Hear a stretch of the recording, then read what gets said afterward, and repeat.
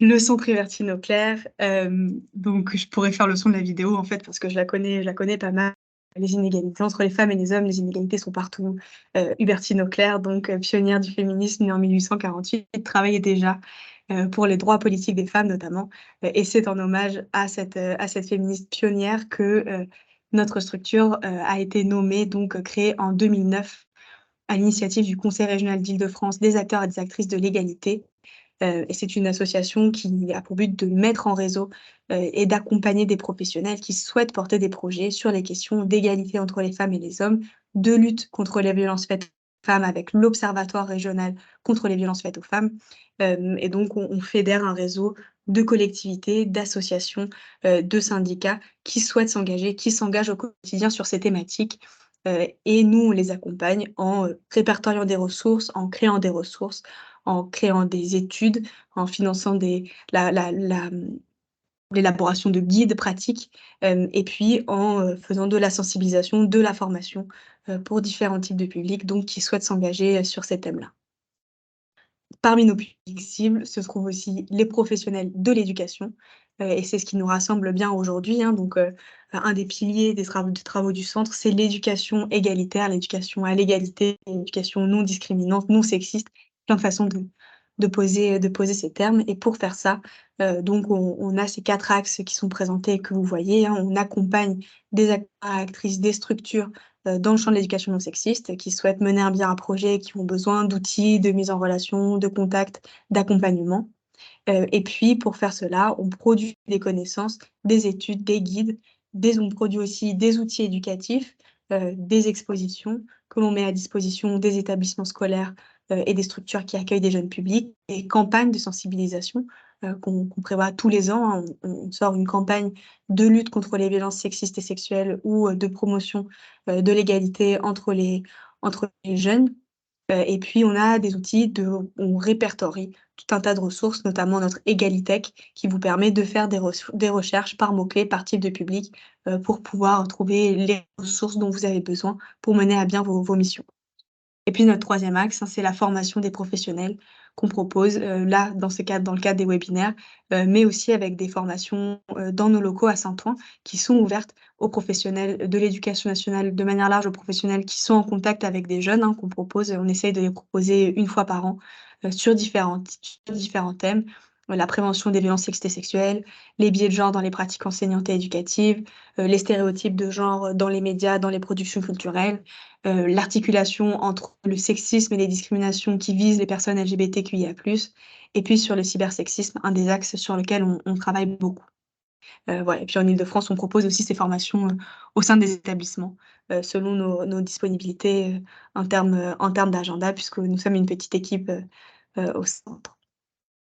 Vous dire juste un mot, on va parler aujourd'hui, hein, de cette étude donc qu'on a pu sortir l'an dernier sur les freins à l'orientation des filles dans les filières informatiques et numériques.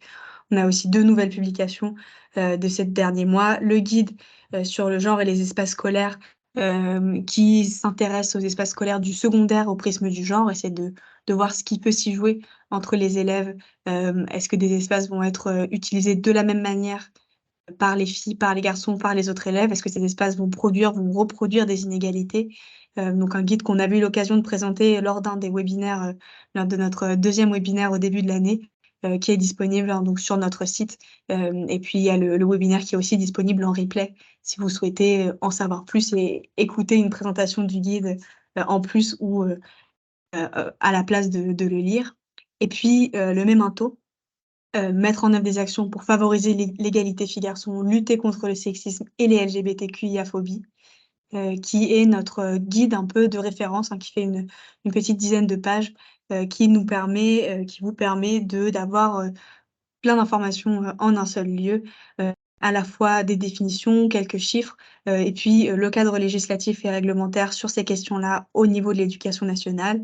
Donc vous avez déjà toutes ces informations-là, des journées, que vous pouvez utiliser, journée internationale pour mettre en valeur vos travaux et puis aussi et surtout, un outil, d'accompagnement à l'autodiagnostic de la situation sur les questions d'égalité dans votre établissement, où on va vous proposer en fait, différents thèmes et pour chaque thème, plusieurs indicateurs, des questions que vous pouvez vous poser, pour voilà, pour savoir un peu qu'il en est pour mobiliser toute la communauté, éducative autour de ces thèmes-là, et puis pour pouvoir ensuite, simplement, agir, mettre en place des actions, pour favoriser l'égalité et lutter, contre les violences sexistes, LGBT-phobes. Hem, vous le savez donc, et c'est l'objet de cette petite, ce petit rappel, hein, ce webinaire s'inscrit dans un cycle de webinaires qu'on a mené sur cette année scolaire.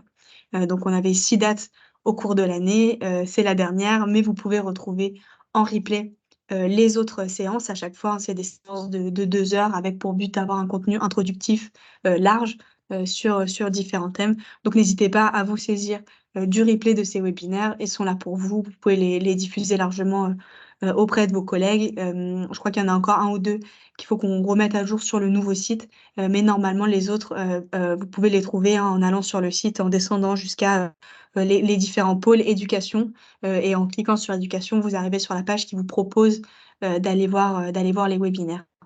Donc voilà, hésitez surtout pas à les regarder et puis à les partager, avec vos collègues. Voilà, une fois qu'on a dit tout ça, je propose d'entrer un peu dans le vif du sujet, hein. Le but, c'est bien de vous présenter donc cette étude que vous voyez à l'écran, qu'on a menée sur les freins à l'accès des filles aux filières informatiques et numériques. Hem, cette étude, elle est disponible, sur notre site en PDF. Il y a à la fois l'étude, qui fait, une grosse centaine de pages et puis la synthèse, qui est un document plus court qui peut vous permettre aussi, d'avoir les informations clés, de manière, plus rapide. Dans l'étude globale, il y a quand même tous les verbatims, vous allez voir, hein, je vais en montrer quelques-uns, les extraits des entretiens, qui ont été menés. Du coup, c'est quand même assez intéressant aussi de prendre le temps de regarder l'étude au complet, pour avoir accès à ces informations-là qui sont, très parlantes, parfois aussi, ouais, qui nous montrent très clairement, ce à quoi on a affaire. Hem, pour commencer, peut-être vous donner quelques éléments de contexte, hein, sur l'étude. Pourquoi est-ce qu'au Centre Hubertine Auclair, on a choisi de travailler là-dessus? Pour pas mal de raisons. La première, hein, c'est qu'on a beaucoup travaillé sur les questions d'orientation par un prisme, social, hein, et puis qu'on a travaillé sur, l'ascenseur social, la prise en compte de notamment de la classe sociale, sur les choix d'orientation, faits par les élèves. Et puis un peu plus tard, on s'est mis à s'intéresser aux questions de genre, et de l'impact du genre sur les choix, sur les trajectoires d'orientation des élèves. Et c'est un sujet, qui est passionnant et ça on le constate, au quotidien hein, quand on regarde, les choix d'orientation ou dans les métiers, il y a des différences très marquées, entre les femmes et les hommes, selon, la catégorie socio-professionnelle, la famille de métiers, hein, en fait. Des familles de métiers sont encore très peu mixtes, et puis, selon aussi, le niveau de responsabilité, au sein des carrières, on constate encore, des différences très marquées entre les hommes et les femmes. Donc c'est intéressant de se questionner sur, voilà, pourquoi, comment, essayer d'aller voir un petit peu plus près, d'apporter notre pierre à l'édifice, de ces travaux. Et puis, pourquoi regarder de façon très spécifique, les filières informatique et numérique? Puisque c'est le choix qu'on a fait, dans cette étude. C'est une filière qui est, très peu mixte, mais c'est aussi, un cas d'école en informatique, la déféminisation, d'une filière, puisque quand l'informatique est arrivée, hein, c'était une filière, qui était, plutôt une porte d'entrée pour les femmes, vers les métiers d'ingénierie qui étaient très peu féminisés, qui étaient associés à des compétences, féminines, hein, voilà, le fait de programmer, c'est comme programmer un repas, on disait, à l'époque, où, finalement, le code, c'est une forme de langage. Les femmes sont douées pour les langues, pour la communication, donc ça leur correspond bien. Et puis ce qu'on a constaté, c'est que au fur et à mesure que ce champ, professionnel a pris de la valeur sociale, il s'est, déféminisé ou masculinisé. Il a été accaparé, par les hommes, et donc c'est assez intéressant parce que ça nous montre à quel point, heu, la féminisation ou la masculinisation d'un domaine, est quelque chose de construit socialement, hein, les justifications qu'on va y apporter et c'est un exemple, d'un champ qui a de la valeur, dans lequel les femmes ont été exclues, alors qu'elles étaient bien là au début, hein. Quelqu'un dit: «Le programme Apollo de la NASA a été fait par des femmes» dans le chat. Effectivement, hein, si on quand on commence à s'y intéresser, on voit qu'il y a beaucoup de pionnières, du numérique, de l'informatique qu'on a, invisibilisées et dont on recommence un petit peu à parler, mais qui était bien là. Hem, Voilà, pour tout ça, on vous renverra aussi vers les travaux, d'Isabelle Collet qui travaille beaucoup, sur les questions, de numérique, d'orientation, et de déféminisation, de ce domaine-là. Hem, Cette étude s'inscrit aussi dans le cadre d'autres travaux qu'on a menés, au Centre Vertinoclair depuis pas mal d'années, notamment, sur les questions de cybersexisme. On aura l'occasion de vous en reparler, l'an prochain ou l'année suivante, hein. On est en train de mener à nouveau, une étude sur le cybersexisme, pour faire suite à l'étude qu'on avait menée en 2015-2016 qui avait apporté des premiers éléments, sur ce qui peut se jouer sur l'espace numérique, pour les ados. Donc, voilà, l'espace numérique, un espace, dans lequel peuvent, se reproduire aussi tout un tas, d'inégalités à la fois dans la conception, dans les métiers autour, mais aussi dans l'usage, qu'on va faire des réseaux. Un lieu qui peut être un lieu à la fois, de violences vécues par les jeunes et par les moins jeunes, mais aussi évidemment, un lieu d'émancipation et de mise en relation, sur les thèmes féministes. Donc voilà, on travaille sur la création de connaissances, sur le vécu des adolescents, adolescentes, en ligne. On a accompagné des associations, pour se renforcer et pour pouvoir mieux intervenir sur ces thèmes en milieu scolaire. Donc, voilà, on avait un projet de formation d'associations qui interviennent en milieu scolaire et puis, on a et on alimente, depuis, du coup, 2017 un site, de ressources, stop-cybersexisme.com, qui vous permet vraiment là, si vous voulez, travailler sur ces thèmes. On a eu l'occasion d'en parler, en février, avec Anna qui m'aide pour le sur le chat d'ailleurs, je l'en remercie en passant, qui vous permet d'avoir accès à tout un tas de ressources sur le sujet. Donc pour nous, voilà, c'était cohérent, de nous pencher sur ce sujet. Au moment du début de l'étude, c'était aussi le moment, ça a coïncidé avec la réforme du lycée, où on a introduit de nouvelles spécialités. Donc, voilà, réforme du lycée, les élèves choisissent, des enseignements de spécialité, en première, 3 enseignements spécialités et puis ensuite en terminale, les élèves en gardent 2 qui vont être les enseignements, qu'ils et elles vont choisir, vont passer, au bac. Et donc là, vous voyez, hein, ce sont les statistiques officielles, du ministère de l'Éducation nationale. On voit, le taux d'abandon des enseignements de spécialité entre la première et la terminale en fonction, du sexe des élèves, donc les filles, étant représentées en rose et les garçons en vert sur ce graphique. Ce qu'on constate ici, hein, c'est que, parmi les spécialités qui ont le plus fort, il y a de forts taux d'abandon, mais le plus fort différentiel avec énormément de filles, qui les abandonnent, on a, sciences de l'ingénieur, sciences et numériques et sciences de l'informatique et les mathématiques. Alors on a beaucoup parlé, hein, de la question des mathématiques dans la réforme du lycée et de comment, la réforme du lycée a aggravé, les inégalités, dans le choix des élèves de cette matière. Hem Il se passe des choses, un peu similaires, sur cette option numérique et sciences de l'informatique. Donc on se dit aussi qu'étudier cette option, c'est une façon d'éclairer plus largement, les choix qui sont faits, en lien avec les matières scientifiques par les filles et les garçons, puisqu'il y a la question du numérique, mais il y a la question, de l'accès aux carrières scientifiques de manière générale. Et donc on a choisi, nous, de nous concentrer sur cet enseignement-là comme une sorte de lentille grossissante aussi de ce qui peut se jouer dans d'autres enseignements, en sciences de l'ingénieur notamment, aussi en mathématiques, dans une moindre mesure, en physique. Donc voilà un petit peu pour le contexte, hein, ce qui nous a amenés à nous pencher sur ce sujet. Et puis finalement, à se poser cette question qui est celle, à laquelle on a essayé de répondre dans le cadre de l'étude. Comment se construisent les inégalités genrées d'accès aux filières scientifiques, en particulier aux filières informatique et numérique? Et comment se répercutent-elles sur la construction des projets professionnels des lycéennes et des lycéens? Donc voilà, c'était l'idée, vraiment de se pencher sur ce thème, par le biais d'une étude. Une étude, qu'on a confiée, on a menée, avec l'agence phare, l'agence de sociologie, hein, avec, Marianne Montfort et Marion Réguer-Petit, que je remercie aussi, pour tout leur travail, hein, puisque c'est elles qui ont, mené cette étude sur le terrain, et qui nous ont, nourris de ce travail vraiment, passionnant. Une étude qui a été, cofinancée, par le ministère de l'Éducation nationale, de la jeunesse et des sports, et la région Île-de-France, qu'on remercie aussi de nous permettre de pouvoir, produire ce type de contenu.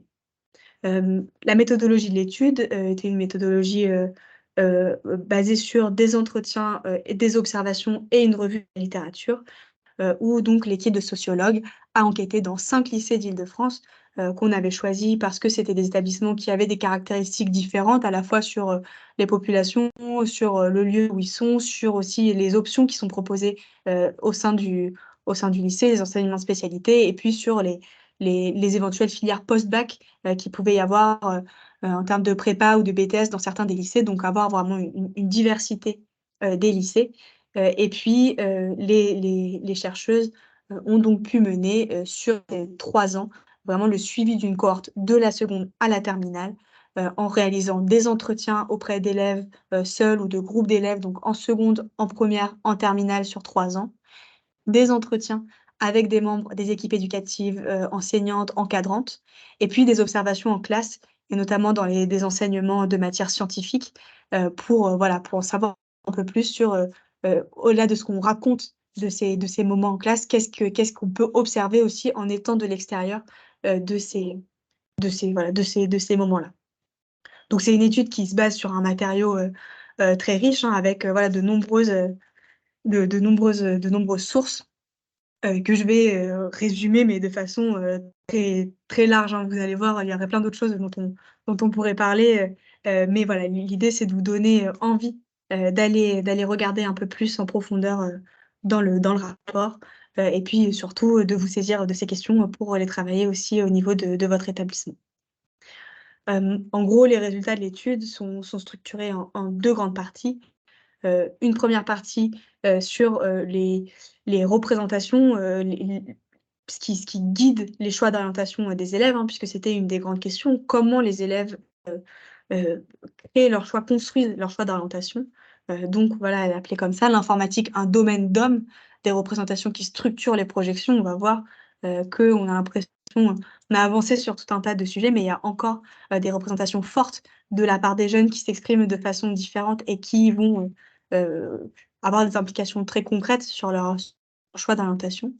Et puis dans un deuxième temps, ce que l'étude montre, c'est assez, novateur, hein, que l'expérience, du lycée, va tendre plutôt à accentuer les inégalités, dans ces choix d'orientation et notamment là, dans ce choix, pour se tourner vers les matières numériques et informatiques, plutôt que de les réduire, que l'expérience du lycée va en fait être pour les filles qui s'engagent dans ces matières, qui sont très peu nombreuses, l'expérience d'une mise en conformité, de leur, trajectoire, d'orientation et donc quand on va avoir des filles qui partaient sur des trajectoires plutôt, atypiques par rapport, à leur genre, c'est-à-dire où il y a très peu de filles, très peu de jeunes femmes, heu, au lycée, une grande partie d'entre elles et je vais vous le dire de façon plus précise, se réorientent, vers d'autres types de carrières, du fait même de leur expérience, au lycée. Donc là, c'est vraiment un constat qui nous interpelle, hein, et qui nous oblige aussi à travailler sur ce sujet, pour que ça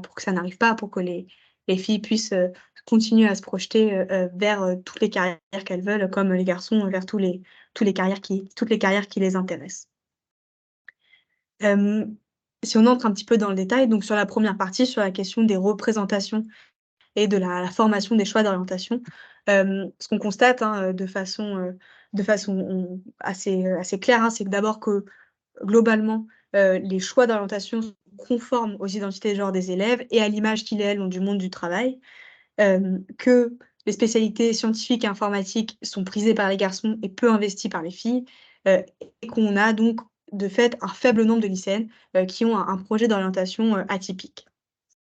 Sur les choix d'orientation, donc l'équipe de recherche a questionné, heu, plein d'élèves, hein, d'une cohorte en seconde, hein, d'ailleurs avant le choix des spécialités pour leur demander, voilà: «Pourquoi est-ce que quel métier vous souhaitez faire?» ou alors «Quelle spécialité, vous souhaitez, prendre au lycée?» Pour en savoir un petit peu plus.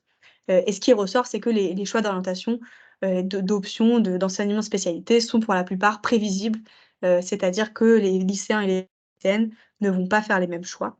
Les lycéennes qui vont aller davantage, vers le commerce, le marketing, la psychologie, le droit, les langues ou la médecine, hein, qui est une des seules, carrières scientifiques, où il y a beaucoup de filles, hein, tout ce qui est sciences du vivant, avec tout ce qui est aussi, hein, relié avec la perte de prestige social, de ce type de métier, hein, qui s'accompagne, qui est accompagné de la féminisation. On le constate aussi, dans ce domaine-là.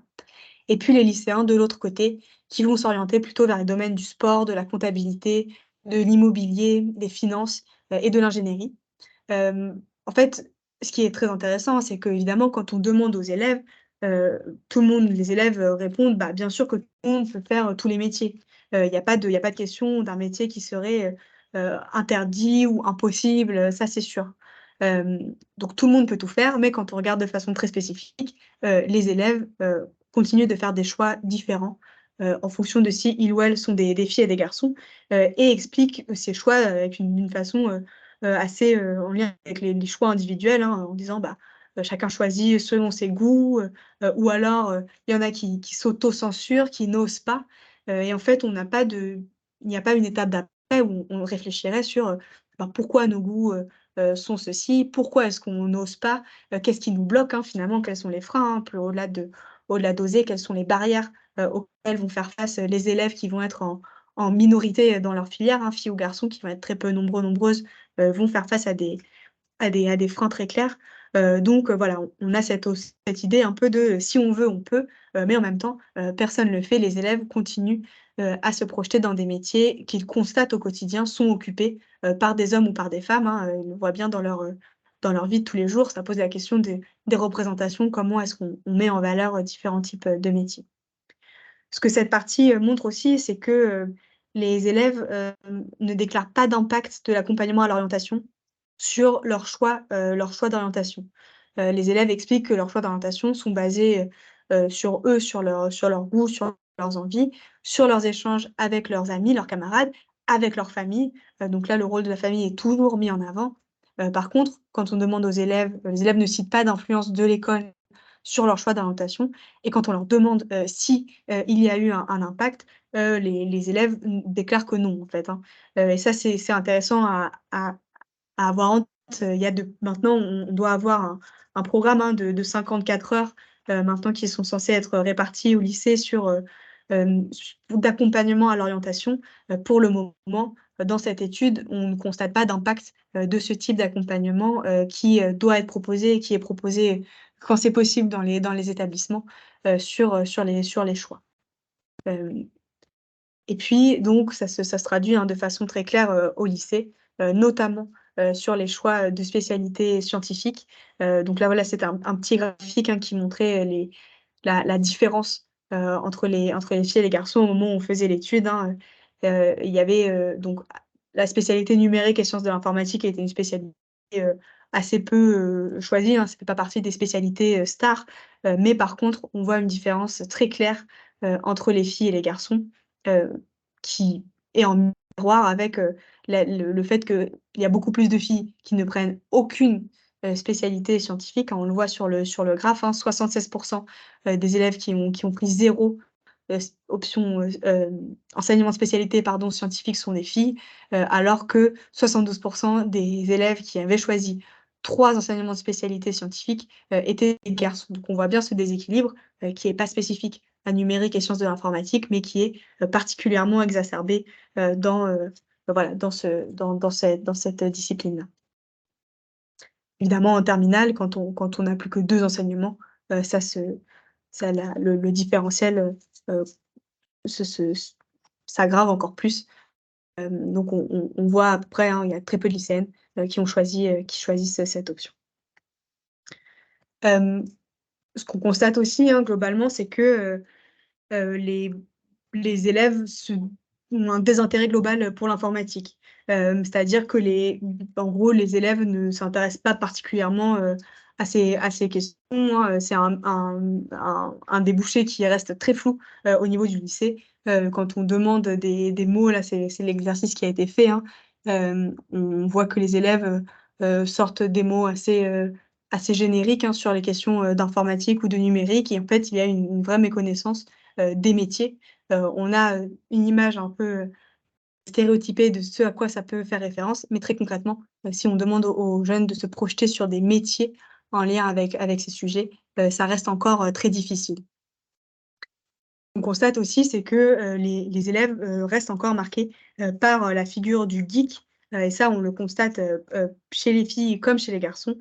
Cet imaginaire en lien avec la personne qui travaille, dans les milieux de l'informatique, reste très très forte, hein, très présente chez les jeunes, chez les adultes aussi. Là, on le met, on pose la question, le geek, c'est en fait une figure repoussoir pour, pas mal d'élèves, hein, finalement, puisque, la figure du geek, ce qu'on a en tête quand on pense à un numérique, à l'informatique, souvent on va penser, à un homme ou un jeune garçon, seul dans sa chambre, hein, qui sort jamais, qui est vraiment, passionné de tout ce qui est informatique, qui est doué naturellement. On a cette image un peu du hacker solitaire, voilà, qui travaille, qui est un peu, centré sur cette occupation et seulement sur celle-ci, qui ne correspond pas, heu, à ce que vont être pas mal de personnes, hein, et donc les gens, en ayant intégré, cette figure comme la figure, de l'informaticien, du programmeur, du codeur, du hacker, peu importe, ne vont pas forcément tendre, vers les études de l'informatique. Soit d'un point de vue des garçons parce que c'est pas une figure finalement qui rentre dans les codes de la virilité, hein. C'est pas super viril d'être un geek, hein. Peut-être que, il y a d'autres choses vers lesquelles les jeunes, enfin, vers lesquelles auxquelles on donne, plus de valeur, hein. Le fait, d'avoir beaucoup d'amis, de faire du sport, d'être populaire, de sortir beaucoup, qui sont des choses qu'on associe à l'inverse, de la figure du geek. Hem et puis, pour les filles, le geek, c'est souvent, un garçon qui joue aux jeux vidéo, et on va voir, hein, que les filles aussi jouent aux jeux vidéo. Voilà, vraiment cette figure, du garçon un peu, solitaire.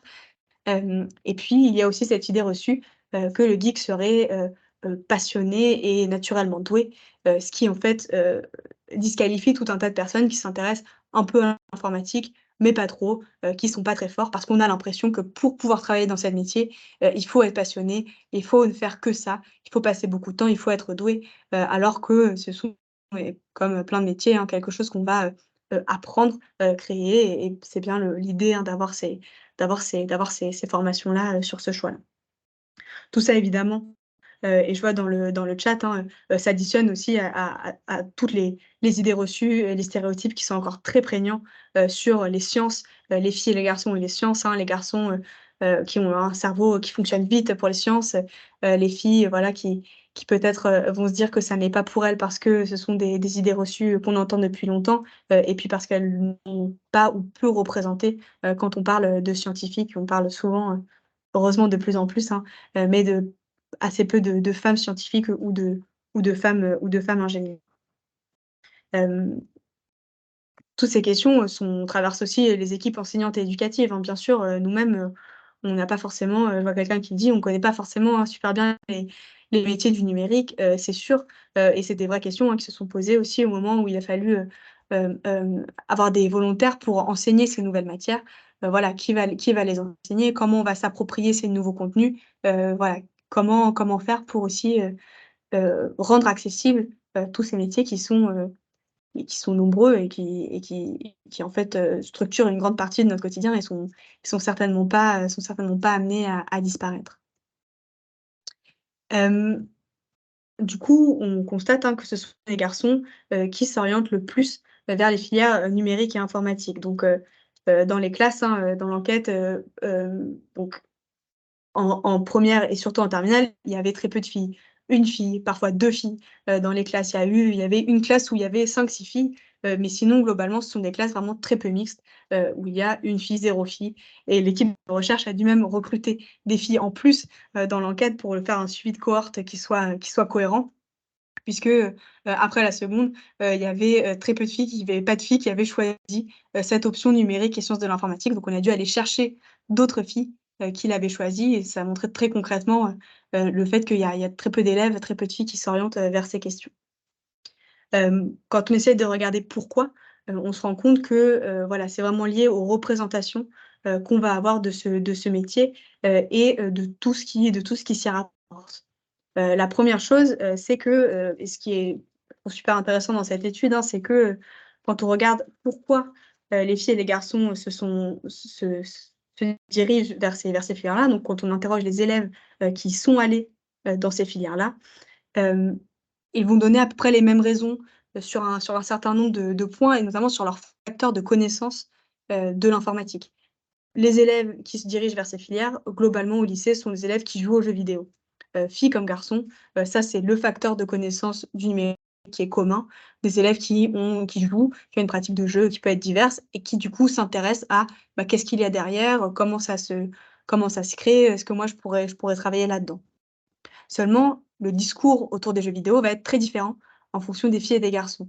Les garçons vont dire, «Bah, moi, je suis passionné de jeux vidéo, voilà, c'est quelque chose qui m'anime beaucoup, donc c'est pour ça que je me tourne vers cette filière, j'aimerais bien y travailler».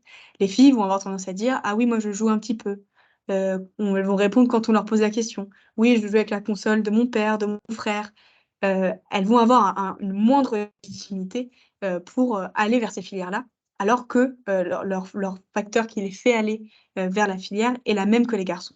Parce qu'elles ont intégré déjà au lycée, que, les jeux vidéo notamment, c'est une affaire de garçons. Ce qu'on voit par, le marketing, la façon dont, voilà, à qui est-ce qu'on va offrir, les jeux, à qui est-ce qu'on va offrir les consoles, comment on va représenter encore une fois, hein, les joueurs. C'est évidemment lié à plein d'autres choses, hein, les joueuses qui aussi vont, utiliser des pseudonymes, neutres ou masculins pour ne pas être victimes de sexisme dans les jeux en ligne. Enfin, il y a plein d'autres choses qui construisent cette image, que le jeu vidéo, est tourné, uniquement ou spécifiquement pour les garçons. Donc dès le début, il va y avoir, un facteur, de légitimité qui est moindre. Les garçons et les filles vont aussi s'orienter, vers l'informatique parce que, ayant des proches, qui travaillent dans ce domaine-là. Donc là, on revient à ce qu'on voyait tout à l'heure, hein, sur, les raisons qui structurent les choix d'orientation. L'impact des proches de la famille, est très fort, et donc on va avoir, heu, des élèves qui vont se diriger vers ces filières parce qu'autour d'eux, il y a une personne qui travaille dans ce domaine.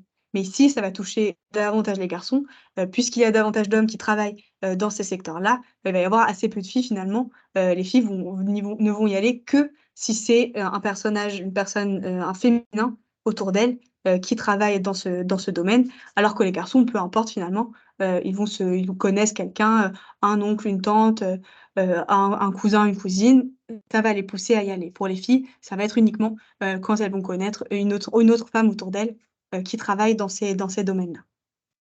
Hem, ce qui ressort de l'enquête, c'est aussi que, l'école est vue comme un lieu plutôt de confirmation, de l'intérêt pour cette matière, et donc les élèves ont une vision, de ces matières comme quelque chose où on va parce qu'on s'y intéresse déjà, parce qu'on est déjà, là-dedans, parce qu'on est déjà, un peu fort et donc pas un endroit vers lequel on peut se tourner si on n'a aucune connaissance, pour découvrir une matière. Ce qui est intéressant et ce qui interroge la façon dont on présente aussi, les options de spécialité, aux élèves, puisque du coup, ça va être que les élèves qui se sentent légitimes, qui ont l'impression, de correspondre à ce qui va être plus tard, l'informaticien, en gros, hein, qui vont, se sentir, d'aller aussi, dans ces filières-là.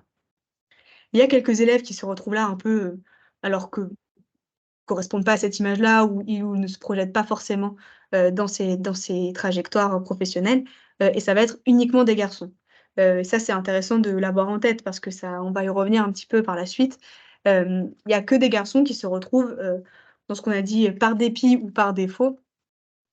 Par défaut parce que bon, bah, leurs copains, vont prendre cette matière, donc pourquoi pas finalement, faire comme les copains et aller dans cet enseignement, ou par dépit, parce que ce qu'on constate, c'est qu'il y a des garçons, pour qui l'informatique va être une voie de repli, parce que considérée comme prestigieuse, mais moins difficile d'accès que d'autres voies. Par exemple, des élèves qui vont avoir des résultats scolaires, qu'ils estiment ou qui sont, trop faibles pour aller dans des grandes écoles d'ingénieurs, ou, pour devenir médecin et qui plutôt que de devenir, technicien ou de devenir peut-être, infirmier ou aide-soignant pour rester dans des métiers, en lien avec le soin et la santé, vont, changer pour se repositionner, sur l'informatique, comme un métier, d'avenir, qui va permettre, d'avoir une bonne situation, sociale, et financière, par le futur. Donc il y a aussi des garçons qui finalement s'agrègent à ces groupes, là-dessus, alors que ça n'arrive pas du tout pour les filles, qui ne font pas ce choix, il y en a aucune qui dans l'étude fait ce choix, par dépit de pas avoir d'assez bons résultats scolaires pour, aller dans une autre filière, ou par défaut, parce que pourquoi pas, prendre celui-ci, parmi les autres. Donc elles ont quand même, voilà, elles savent déjà à ce moment-là, que c'est pas une filière forcément, de filles. Il y a quelques filles néanmoins et donc l'étude a permis de suivre, les parcours de ces quelques filles, qui ont des projets d'orientation atypiques, qui se dirigent vers ce domaine, et ce qu'on constate, hein, là dans l'étude, c'est que, elles, en très grande majorité, quasiment toutes, changent de projet d'orientation au cours du lycée. Et donc des élèves qui souhaitaient s'engager dans ces thèmes, qui commençaient à s'engager en suivant cette option de spécialité, vont abandonner, dans leur choix, à la suite post-bac, l'ingénierie informatique au profit en gros, de trois choix, hein. Soit il y a des élèves, qui vont totalement abandonner, les filières scientifiques et informatiques, qui vont, voilà, faire, autre chose de totalement différent. Alors qu'à la base, elles avaient quand même un intérêt, hein, puisqu'elles avaient, choisi ces enseignements spécialités. Soit des élèves qui vont se réorienter vers des secteurs scientifiques dans lesquels les femmes sont plus nombreuses ou beaucoup plus nombreuses, notamment la chimie, la biologie, qui vont être des métiers où, il y a beaucoup plus de femmes dans les études et on a plus de représentation de femmes qui y travaillent. Soit, des jeunes qui vont, ne pas totalement abandonner les questions, numériques, informatiques, mais qui vont, utiliser, cette dimension comme un outil pour faire quelque chose. Ce que je trouve moi tout particulièrement intéressant, qui vont se diriger vers des métiers plutôt, créatifs, artistiques, en lien avec le numérique. Donc ils vont dire: «Bah, moi je vais garder le numérique puisque je vais devenir, graphiste, donc je vais utiliser l'ordinateur tout le temps» ou je vais devenir, heu des métiers, spécifiques, un designer de service. Voilà, ça va me permettre, d'allier le numérique et le fait, d'aider les autres, de les accompagner. Donc elles vont garder le numérique, mais en même temps, se rapprocher de métiers, dont les caractéristiques font écho à des stéréotypes, et des assignations plutôt, féminines. Voilà, la créativité, le côté artistique, le fait, d'aider, d'accompagner les autres. Donc c'est aussi une façon de se réorienter. Pour celles qui persistent, ce qu'on constate, hein, dans l'étude, c'est qu'il y a plusieurs profils, hein, de filles qui persistent, dans ces voies-là. Certaines qui sont dans une mise à distance totale du féminin, donc des élèves qui disent: «Bah, moi, de toute façon, les filles, je trouve ça nul, ça m'intéresse pas, je suis pas comme les autres, moi, j'ai envie de voilà, moi, je suis pas comme elles», donc une forme de misogynie intériorisée, hein, aussi, hein, et donc de s'exclure, du groupe, des filles et des femmes, ce qui permet aussi, hein, peut-être, hein, de rester dans ces filières où elles sont très, très peu nombreuses. Des élèves qui n'ont pas conscience de la non-conformité de leur choix, donc des élèves, par exemple, qui ne sont pas conformes, sur plein d'autres plans, hein. Dans l'étude, il y a l'exemple d'une jeune fille qui a appris, le coréen toute seule, et qui, voilà, en fait, juste, de manière générale, elle ne ressemble pas à ses camarades, donc ça lui c'est pas un truc en plus, disons qui va lui faire, qui va pas lui faire peur, mais bon, qui va changer à son quotidien, ou alors des élèves qui n'ont pas conscience de la non-conformité de leur choix parce qu'autour d'elles, elles ont plusieurs figures féminines, qui travaillent dans ce domaine et donc ça leur apparaît comme totalement normal, pour elles d'aller dans cette voie. Et puis il y en a d'autres, qui vont persister, sans lien avec ces 2 dimensions-là, mais dont le parcours va être marqué, de façon très nette par des hésitations, par des doutes, et qui vont en fait tirer une certaine fierté pour le coup, de persévérer dans des environnements, où elles sont très, très peu nombreuses, hein, donc qui vont, voilà, qui vont, à plusieurs reprises hésiter, exprimer le fait qu'elles peut-être elles vont faire autre chose, elles sont pas sûres d'y arriver, pas sûres d'être faites pour ça.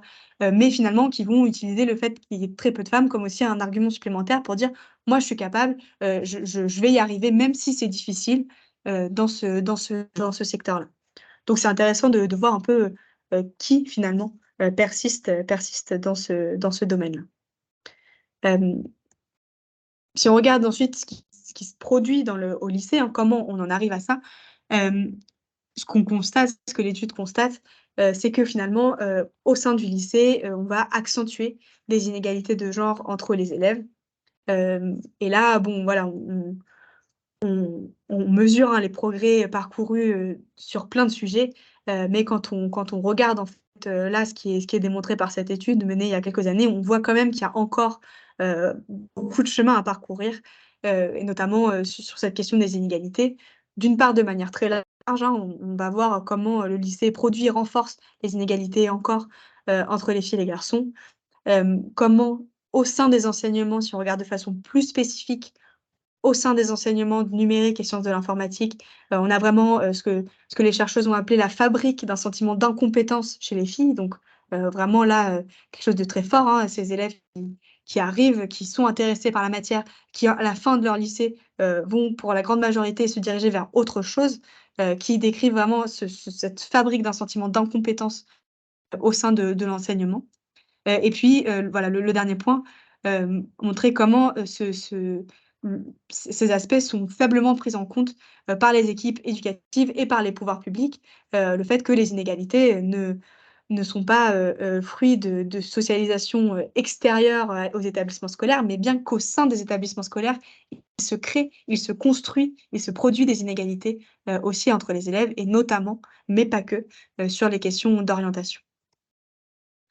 La première chose qu'on constate et qu'on a constaté, hein, dans l'enquête, c'est que, dans les observations, il y a eu une absence, hein, globale, de lecture genrée des interactions, en salle de classe. Hem, Ça, c'est intéressant parce que, en fait aussi, hein, les élèves comme les adultes ne se rendent pas forcément compte de ce qui se joue. Si on demande aux enseignants ce qui a été fait dans l'étude, aux enseignants, enseignantes et aux élèves, est-ce que dans la classe, vous remarquez, dans toutes les classes, hein, des façons de s'asseoir, d'occuper l'espace, qui sont différentes, pour les filles et les garçons? La réponse, c'est: «Ben, non, pas particulièrement. Non, il y a pas d'enjeu en particulier. Les gens s'assoient, encore une fois, là où ils ou elles veulent, avec leurs amis, il y a pas de question». Alors qu'en fait, quand on regarde, de façon plus spécifique, quand on observe ou quand on demande aux personnes, de faire des plans, de classe et de dessiner, on se rend compte, qu'il y a des différences, marquées, hein, et on va voir l'impact que ça a, dans les placements en classe entre les filles et les garçons qui sont exacerbés, quand les classes sont très, très peu mixtes. Donc on va avoir des groupes non mixtes d'élèves qui se forment, ce qui pose question, quand il y a, par exemple, très, très peu de filles, dans une classe. On constate encore, des inégalités dans la prise de parole. Ça, ce sont des choses qui ont été montrées dans des travaux, de recherche en sciences de l'éducation, depuis, déjà plusieurs dizaines d'années. Mais on le constate toujours, hein, et l'étude permet de réactualiser aussi, ces données-là. Notamment, les filles sont surreprésentées parmi les élèves qui ne participent pas. Et ça, c'est intéressant d'avoir, moi je trouve, d'avoir cet axe en tête parce qu'on dit souvent: «Oui, alors les garçons, prennent plus la parole de façon spontanée, peut-être, parlent plus», mais il y a aussi des filles qui participent, et il y a aussi des garçons qui participent pas d'ailleurs. Effectivement, c'est pas n'importe quel garçon, mais ce qu'on constate de manière large dans les enseignements, et notamment dans les enseignements scientifiques, qui sont ceux qui ont été plus particulièrement observés dans cette étude, c'est que les filles sont surreprésentées parmi les élèves qui ne participent pas, avec tout ce que ça va induire déjà pour elles, dans la construction de leur légitimité, de leur confiance en elles, de leurs connaissances, de leurs compétences dans les matières et puis du point de vue des adultes, dans leur perception, de, l'intérêt des efforts, de l'attitude des élèves, par rapport à la matière. Évidemment, si quelqu'un ne parle pas, on peut peut-être, avoir différentes hypothèses pour comprendre pourquoi, mais peut-être que parmi les hypothèses, il y en a, bon, bah, cette matière ne l'intéresse pas forcément ou c'est un élève qui ne fait pas beaucoup d'efforts, qui n'a pas beaucoup étudié, voilà, qui ne souhaite pas forcément être là. Donc ça fait partie des choses inconsciemment, hein, qu'on va projeter sur les élèves. Et puis pour les enseignants, enseignantes, qui s'en rendent compte, hein, qui perçoivent, puisqu'il y en a évidemment, hein, qui perçoivent, bien qu'il y a des différences, notamment dans les matières scientifiques, un sentiment d'illégitimité, un sentiment pardon, une difficulté à lutter, contre ce sentiment d'illégitimité. Donc, des adultes qui vont dire, voilà: «Je ne comprends pas, je n'arrive pas à faire en sorte de les intéresser, de les garder, de les faire participer, dans mon cours». Là, on vous a mis un petit exemple, hein, d'une élève qui témoigne, hein. Elle dit: «Voilà, au début de l'année, donc la prof avait dit: "Je vois pas la participation des filles, il faut plus, vous êtes où les filles? Vous êtes perdues. Mais je crois que c'est pas un truc de ne pas savoir. Il y a des filles qui savent bien, mais peut-être elles sont juste timides ou elles ont juste pas envie de participer, c'est tout." Donc ça, c'est un témoignage qui est intéressant puisqu'on voit bien ici, l'adulte, a bien conscience qu'il y a quelque chose qui se joue, au sein de sa classe, hein, que les filles participent pas, mais ne sait pas comment faire pour susciter plus de participation, et projette, dans ses paroles, le fait que si les filles ne participent pas, c'est qu'elles sont perdues, alors qu'en fait, il y a d'autres facteurs, qui jouent, hein, voilà et notamment quand il y a très peu d'autres filles, comment est-ce qu'on fait pour, prendre la parole? Est-ce qu'on a envie d'être, regardé, que, les propos qu'on tient, puissent être, jugés, critiqués, commentés, moqués. Hem, Pas forcément, surtout si on a déjà pris l'habitude, depuis plusieurs années de ne pas participer de manière orale, de cette façon, en classe. Hem, Ce qu'on constate aussi, c'est que les comportements sexistes, qui ont lieu dans les classes, dans les lycées de manière globale, sont invisibilisés, hem, déjà par les élèves, mais surtout par les équipes éducatives. Et là, les travaux des chercheuses, hein, elles ont posé des questions sur, la question du sexisme dans les établissements, beaucoup d'élèves, déjà minimisent les moments de sexisme, qu'elles vivent, hein. Des élèves qui vont dire au début de l'entretien: «Non, non, mais il y a pas grand-chose, enfin, non, non, pas particulièrement», et puis qui finalement, après discussion, et ça te concerne ces élèves, ça concerne tout le monde, hein. Après y avoir réfléchi, vont revenir en disant: «Ah mais en fait, il y a quand même ça. Tiens, je me rappelle, il s'est passé telle chose», et qui en fait vont me dire des choses, assez graves, hein, qui peuvent se produire. Et puis, des équipes éducatives dont la perception, de ces comportements sexistes est bien moindre, que celle des élèves, hein, donc qui vont, ne pas voir ou minimiser, des comportements, qui existent, et qui se produisent et qui se reproduisent entre élèves, parfois, souvent dans les salles de classe, hein, qui va être, ce que disent les chercheuses, pas forcément questionné, par l'institution scolaire. Pour vous donner un exemple, hein, voilà, c'est une élève, hein, qui parle, qui témoigne, hein, qui dit, de manière large, hein, quelqu'un qui montre sa peau, quelqu'un qui met un décolleté, vous voyez? Pas un décolleté non plus hyper profond, mais on voit quand même un peu les clavicules ou alors les bras ou un peu de ventre parce qu'on a notre t-shirt qui remonte. Ça va nous caractériser de pute, ou alors le fait de sentir le regard des garçons qui sont un peu malsains juste parce qu'on porte une jupe. J'ai l'impression qu'en fait, le corps de la femme, c'est quelque chose de hyper, il ne faut pas le montrer, vous voyez? Il faut le cacher à tout prix.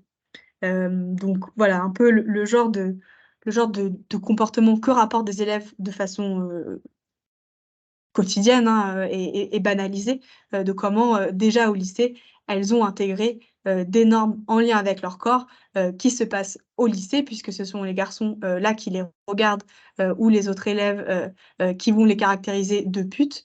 Et puis c'est quelque chose, qui est aussi, banalisé par une partie des équipes enseignantes et éducatives. Et là donc c'est un extrait d'un entretien avec un enseignant donc de NSI numérique et sciences de l'informatique. Entretien réalisé dans le cadre de cette étude, hein, donc où on parle, des inégalités, filles-garçons, des freins, à l'accès des filles, à ce type de filière, et en interrogée, sur, ses réactions face à des comportements sexistes, la personne dit: «Faut quand même remettre en disant: "Je pense pas que tu dirais ça à ta maman.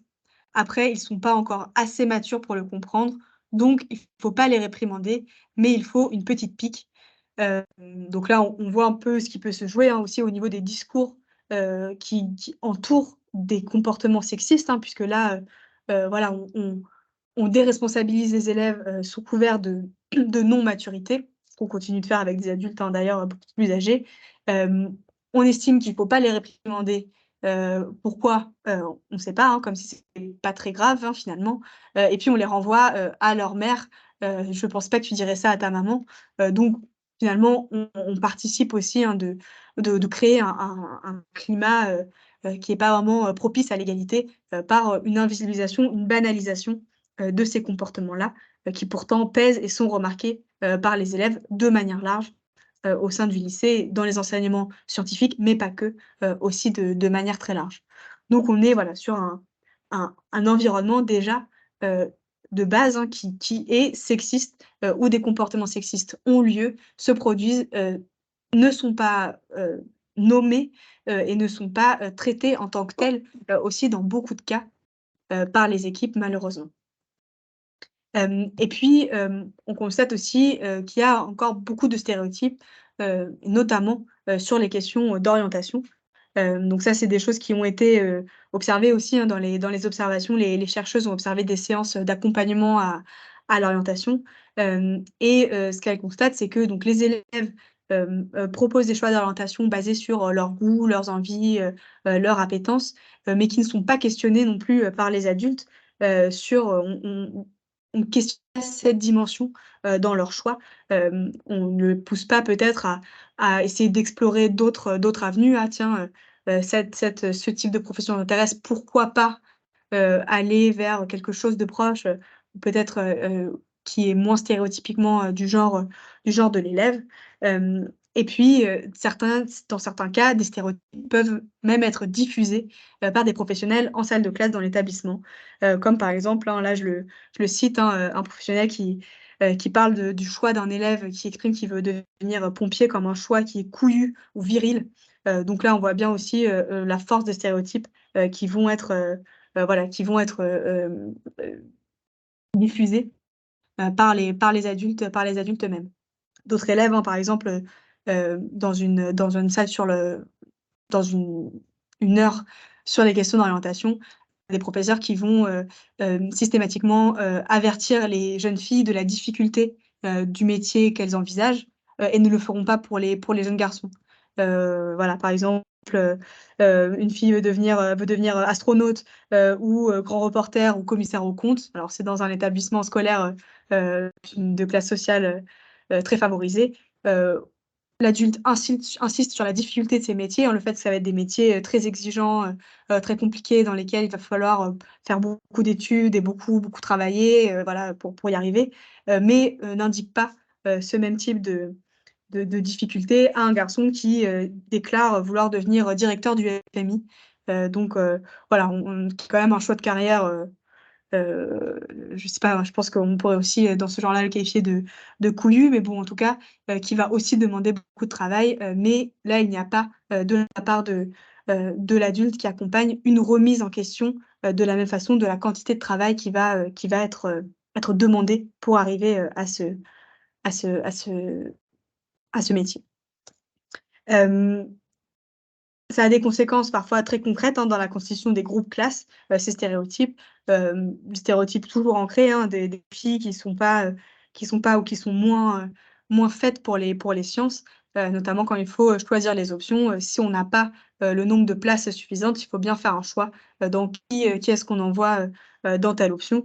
Et il y a certaines élèves qui ont rapporté le fait que, elles auraient bien aimé, aller en numérique sciences de l'informatique, mais qu'il y avait pas beaucoup de place. Et donc on les a orientés plutôt, vers un autre de leur choix, et pas vers celui-ci. Voilà, ce qui resterait à documenter, hein, pour en savoir plus, sur, concrètement, comment ces arbitrages se font.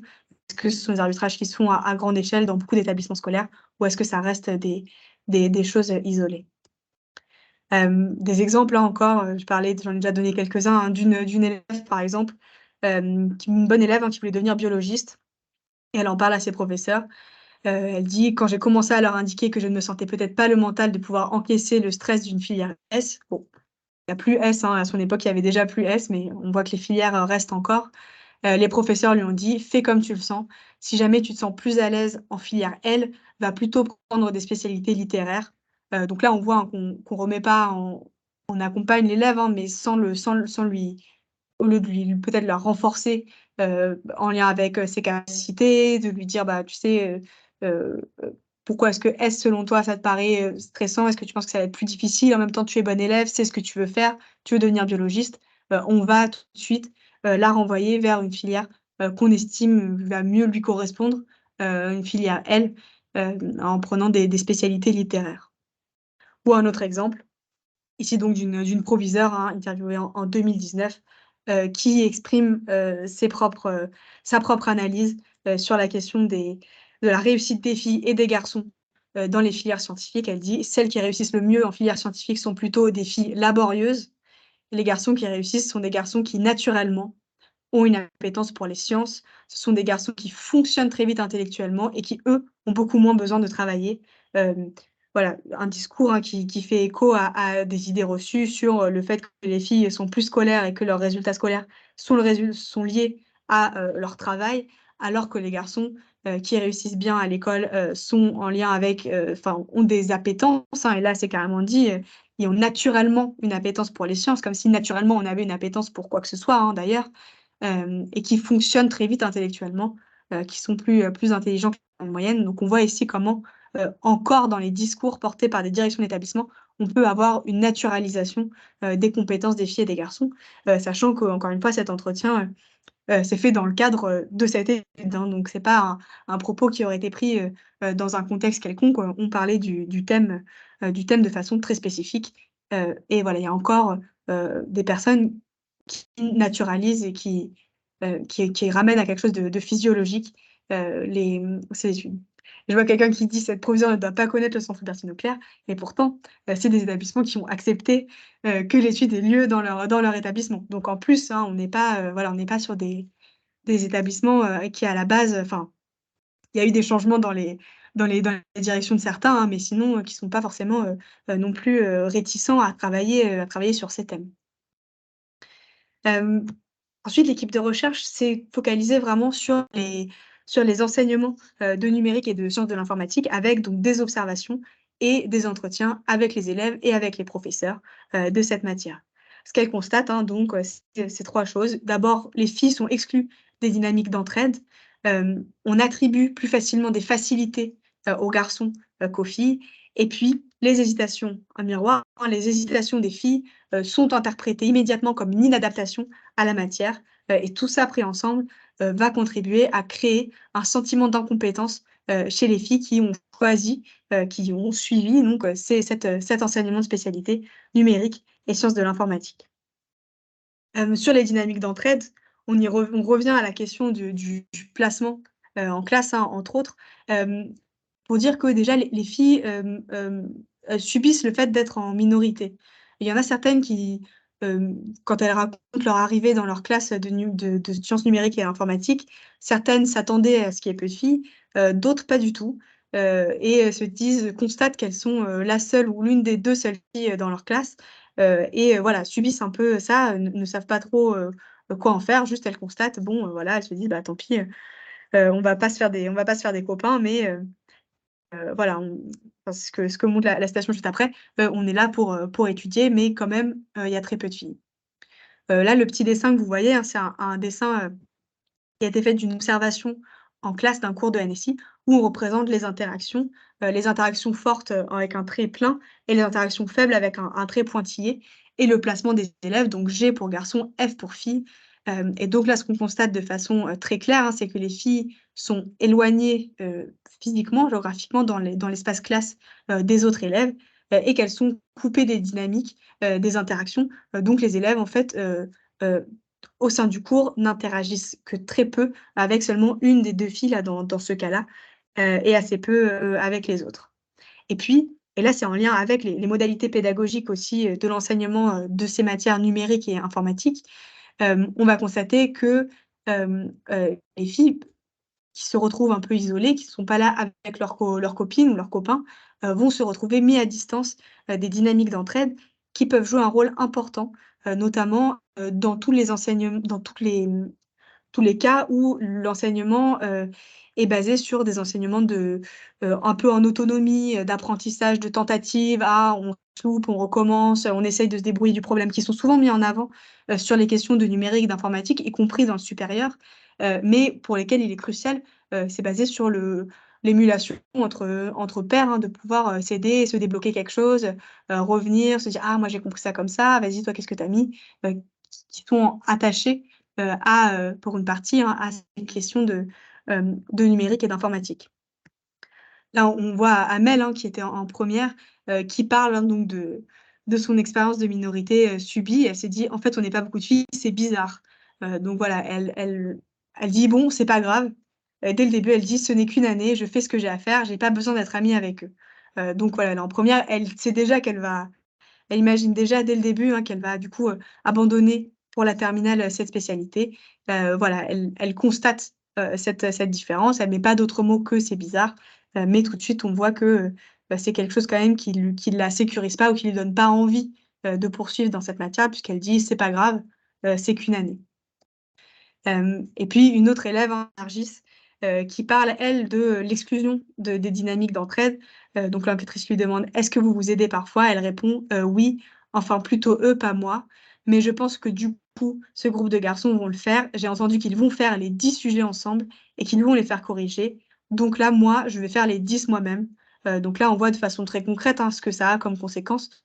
Une élève qui se retrouve à devoir, faire beaucoup plus, de travail que les autres, puisque les autres vont se séparer le travail entre eux, travailler entre eux pour avoir la correction ensuite et qu'elle, va devoir, faire tous les travaux, toute seule.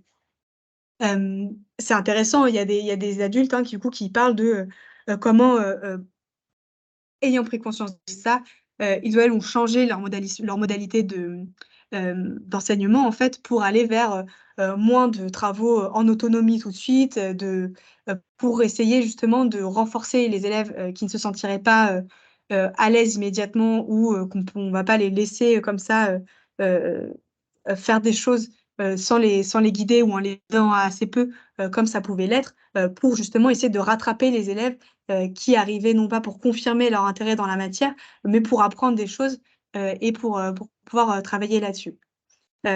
C'est aussi intéressant quand il y a la classe où il y avait un petit groupe de filles, du coup, elles ont pu avoir un regard, sur ce qui se produisait, hein, se rendre compte qu'elles étaient peu nombreuses, mais quand même un petit peu être là et travailler ensemble et s'aider et s'entraider, et donc voilà, prendre cette place aussi, dans le cours, travailler, entre elles. Hem Ce qu'on constate aussi, c'est que, les facilités, pour la matière vont être, plus facilement, attribuées aux garçons. Hem, D'une part, et là on revient à ce qu'on voyait, hein, sur la figure du geek, il y a une perception qui est partagée par les élèves et par les adultes, que les métiers d'informatique et du numérique sont des métiers d'hommes. Hem En lien aussi avec la figure du geek, cette impression que, les aptitudes dans la matière existent en soi, indépendamment du travail réalisé. Voilà, l'ordinateur, soit on l'a, soit on l'a pas, soit on comprend comment ça fonctionne, soit on comprend pas, et que c'est pas quelque chose qu'on pourrait apprendre. Et puis ce que je disais un peu en avance, hein, que les modalités d'enseignement étaient basées beaucoup sur l'autonomie, sur l'entraide, sur l'essai et l'erreur, voilà, ce qui ne permet pas forcément, aux élèves qui sont exclus des dynamiques d'entraide, du coup, et d'autonomie, d'arriver, voilà, de bénéficier du même soutien. Là, voilà, c'est des petits verbatims, hein, qui illustrent ça, hein, donc un entretien de NSI qui dit: «Les facilités, on les a ou on les a pas». Voilà, sous-entendu, si on n'y arrive pas tout de suite, c'est que c'est foutu, hein, et qui a les facilités? On refait le lien, les garçons, qui, naturellement ont une appétence vers les sciences, comme le dit la proviseure de l'autre établissement. Et puis le témoignage d'une élève aussi, Mareva, qui dit: «Côté garçons, il allait plus vers eux, nous, il ne nous parlait pas du tout, mais on va dire les plus forts, il allait les voir», qui est quelque chose qui ressort dans plusieurs témoignages, hein. L'idée que, les adultes vont, aller plus encourager les élèves qu'ils perçoivent comme plus intéressés par la matière ou qui sont plus forts, et donc en laissant de côté, parfois d'autres élèves, en se disant: «Bon, bah, cet élève, on va le voir après, hein, s'est retrouvé là par hasard, et n'est pas vraiment intéressé». Donc on va plus facilement attribuer les facilités aux garçons. Hem Ce qu'on constate aussi, c'est que, du coup, ce qui va se produire, c'est que les hésitations des filles, en miroir, hein, donc vont être interprétées comme une inadaptation à la matière. Donc dès qu'on va avoir des filles qui vont hésiter, et ce qu'on peut, comprendre, hein, quand on a vu tout ce qu'on vient de voir, hein, sur, leur marginalisation, dans l'espace, sur, les idées reçues qu'elles peuvent avoir, qu'elles vont voir, de leurs yeux, sur le sexisme qu'elles peuvent vivre de manière globale, mais aussi dans ces enseignements-là. Elles vont peut-être hésiter, peut-être, voilà, exprimer des doutes sur leur projet, ça va être pris de façon quasi systématique comme des preuves du caractère erroné de leur projet d'orientation initial. Donc on va, tout de suite, ça va venir justifier, le fait qu'elles se sont trompées en quelque sorte, au début, dans leur choix, et qu'une autre carrière, une autre filière leur correspondrait mieux, en quelque sorte. Tout ça, hein, évidemment, en passant sous silence, tout ce qui se joue dans l'institution scolaire, ce qu'on vient de voir, hem et du coup, ce qui va, pour, heu, pour pas mal de filles, hein, donc cette mise en conformité, parce elles vont hésiter, on va leur dire que du coup, bah, peut-être que, heu, autre chose leur conviendrait mieux, au lieu de se dire que peut-être, là, les modalités d'enseignement les conviennent pas, qu'elles font face peut-être à des difficultés plus importantes, hem, du fait, de tout ce qu'on vient de voir, que leurs camarades dans cette matière-là, et qu'on aurait besoin de les pousser un peu plus, pour qu'elles y restent. Elles vont en fait, se réorienter vers d'autres types, de professions. Pour vous montrer un petit exemple, hein, un enseignant qui dit voilà: «Celles qui dès le début, j'ai senti qu'elles l'ont pris par défaut, ça se voit, genre elle arrive, elle s'assoit et elle met une demi-heure à se connecter. Bon, on voit là un peu, l'idée de dévalorisation du choix de l'élève, hein, sachant qu'on l'a vu tout à l'heure, il y a pas du tout d'élève fille qui prend cette option, par défaut, puisque, c'est pas du tout relié à des métiers, qu'on associe aux femmes puisqu'elles de toute façon, a priori, elles vont se retrouver toutes seules dans ces spécialités-là, donc de base, il y a pas d'élèves, hein, qui se retrouvent là, par défaut. Elles se retrouvent là, par choix, par volonté d'en savoir plus. Mais là, l'adulte va, plaquer, son interprétation, sur le fait que cette élève, heu, ne soit pas intéressée, alors que peut-être qu'en fait elle est en difficulté, peut-être qu'elle ne sait pas très bien comment utiliser l'ordinateur et qu'elle a du mal à se connecter. C'est possible, hein, de voilà, de ne pas très bien réussir. Peut-être qu'elle est mal à l'aise, peut-être qu'il y a autre chose qui se joue, hem et donc voilà, au lieu de questionner, on va, interpréter son hésitation, et donc l'encourager probablement à faire autre chose, sachant qu'elle-même déjà est peut-être pas très assurée d'avoir fait ce choix, ce qu'on voyait tout à l'heure, hein, donc voilà, c'est quand même, compliqué, à ce niveau-là.